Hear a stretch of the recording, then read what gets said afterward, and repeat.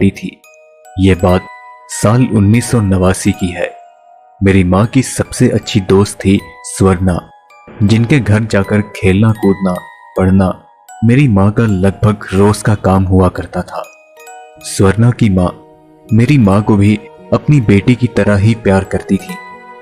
एक बार 7 जनवरी 1989 को मेरी माँ रोज की तरह स्वर्णा के घर पढ़ने जा रही थी। रास्ते में ही रामू काका की दुकान आती थी और रामू काका ने मेरी माँ को रोककर कहा, कहाँ जा रही हैं? मेरी माँ थोड़ा हैरान होकर बोली, स्वर्णा के घर जा रही हूं। क्यों, क्या हुआ? इस पर रामू काका ने जवाब दिया, एक बुरी खबर है। तुम्हारी दोस्त स्वर्णा की माँ अब इस दुनिया में नहीं है। स्वर्णा काफी सदमे में थी, इसलिए उसके पापा ने उसे उसकी मौसी के घर भेज दिया है। यह सुनकर मेरी माँ को काफी दुख हुआ, लेकिन रामू काका की बात पर उन्होंने बिल्कुल यकीन नहीं किया और वह स्वर्णा के घर निकल पड़ी। लेकिन जब वह वहां पहुंची तो उन्होंने देखा कि स्वर्णा की माँ खिड़की से उन्हें आवाज लगा रही है और पलक झपकते ही वो मेरी माँ के सामने आ खड़ी होती है। ये देखकर मेरी माँ बुरी तरह से डर गई और किसी तरह वहां से भाग निकली और दोबारा कभी स्वर्णा के घर नहीं गई। आज भी इस घटना को याद करके मेरी माँ काफी घबरा जाती है। उन्हें आज भी अकेले में ऐसा लगता है कि जैसे स्वर्णा की माँ उनके आसपास मौजूद है। यह घटना मेरे साथ तब घटी थी जब मैं 15 साल का था। हमारा घर शहर से काफी दूर था, जिस कारण पापा का ऑफिस जाना, मेरा और दीदी का स्कूल जाना काफी मुश्किल था। इसलिए पापा ने शहर में किराए का कोई घर ढूंढने का फैसला किया। हमें शहर में एक 3 BHK फ्लैट मिला, जो पहली नजर में ही हमें बहुत पसंद आया। यहां शिफ्ट होने पर मेरा और मेरी दीदी का स्कूल जाना और पापा का ऑफिस जाना काफी आसान हो चुका था। करीब 1 हफ्ते के अंदर ही मेरी मकान मालिक के बेटे और आस पड़ोस के लोगों से गहरी दोस्ती हो गई। मुझे स्मार्टफोन काफी पसंद था, तो इसलिए पापा ने मुझे एक स्मार्टफोन दिला दिया। किस्मत अच्छी थी कि मेरे पास के घर में वाईफाई हमेशा ऑन रहता था, तो इसलिए ट्यूशन से आने के बाद मैं अक्सर अपने स्मार्टफोन में लग जाता था या फिर दोस्तों के साथ पास के मैदान में खेलने चले जाता था। उस मैदान में थोड़ी ही दूर एक बड़ा सा बरगद का पेड़ था, जिसके पास कोई नहीं जाता था। उसके बारे में यह कहा जाता था कि वहां पर एक चुड़ैल रहती है, लेकिन मैं इन सब बातों में कभी विश्वास नहीं करता था। एक दिन रोज की तरह मैं फोन चलाते हुए पता नहीं कब उस बरगद के पेड़ के पास चला गया। फोन चलाने में मैं इस कदर मगन हो गया कि पता ही नहीं चला कि कब रात हो गई कि तभी अचानक मेरे मुंह पर एक तेज हवा का झोंका लगा और किसी ने मेरा नाम पुकारा।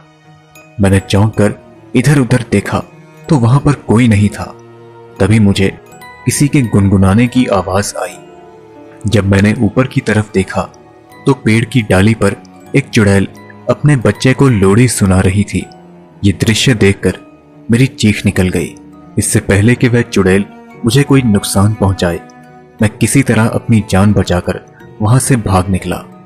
लेकिन कहानी यहां खत्म नहीं होती। अगली रात हमारे घर का मेन दरवाजा अपने आप खुल गया।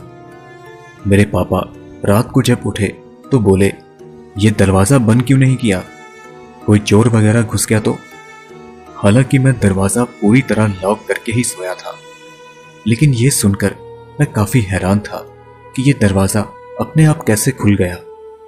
उसी रात मेरी मां को ऐसा लगा कि जैसे कोई उनके पैर को कसकर दबा रहा है और सुबह उनके दोनों पैर काफी सूज चुके थे और उनके हाथों पर जगह जगह काले दाग लगे हुए थे। अगली रात मेरी दीदी को भी ऐसा लगा कि जैसे कोई उनका गला दबा रहा है। हम सब अब इस कदर डर चुके थे कि हम चारों एक ही कमरे में सोते थे। घर पर कोई अकेला नहीं रहता था। दिन ब दिन हमारा जीना काफी मुश्किल हो गया था। अब मुझे पूरा यकीन हो गया कि वह चुड़ैल हमारे पीछे पड़ चुकी है, लेकिन मेरी बात का विश्वास करता भी कौन। रात को कभी किचन से बर्तन गिरने की आवाज आती तो कभी ऐसा लगता कि जैसे कोई दरवाजा खटका रहा है, तो कभी ऐसा लगता जैसे कोई 24 घंटे हम पर नजर रखे हुए है।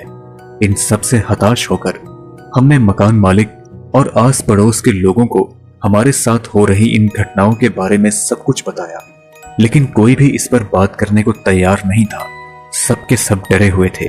तभी एक बूढ़े आदमी ने हमारे पास आकर कहा कि बहुत साल पहले यहाँ पर एक विधवा औरत रहती थी। उसके पति के साथ क्या हुआ ये कोई नहीं जानता। वो औरत एक दिन जादू टोना करती हुई पकड़ी गई और लोगों ने उसे और उसके बच्चे को उस बरगद के पेड़ से लटकाकर जिंदा जला दिया, जिसमें उसकी बच्ची बेमौत मारी गई। आज भी अक्सर रात के समय उस चुड़ैल को उस पेड़ के आसपास देखा जाता है। वो चुड़ैल अपनी बच्ची की मौत का बदला लेने के लिए भटकती रहती है। उस पेड़ के पास से गुजरने वाले लोग अक्सर गायब हो जाते हैं, इसलिए वहां पर कोई नहीं जाता। और आपके बेटे ने वहां जाकर बहुत बड़ी गलती की है। आपका यहां रहना अब खतरे से खाली नहीं है। वो चुड़ैल आपको नहीं छोड़ेगी, इसलिए जितनी जल्दी हो सके आप यहां से चले जाएं। और अगले ही दिन बिना समय गवाए हम सब वहां से फटाफट निकल पड़े और एक नए फ्लैट में शिफ्ट हो गए। आज भी यह घटना मेरे लिए किसी डरावने सपने से कम नहीं है। दोस्तों, मुझे उम्मीद है कि आपको ये कहानियां जरूर पसंद आई होंगी। अगर आप भी कुछ ऐसी ही कहानियां हमारे साथ साझा करना चाहते हैं तो नीचे दिए गए कमेंट सेक्शन में जरूर लिख सकते हैं, या फिर मेरे इंस्टाग्राम अकाउंट पर मुझे डायरेक्ट मैसेज कर सकते हैं।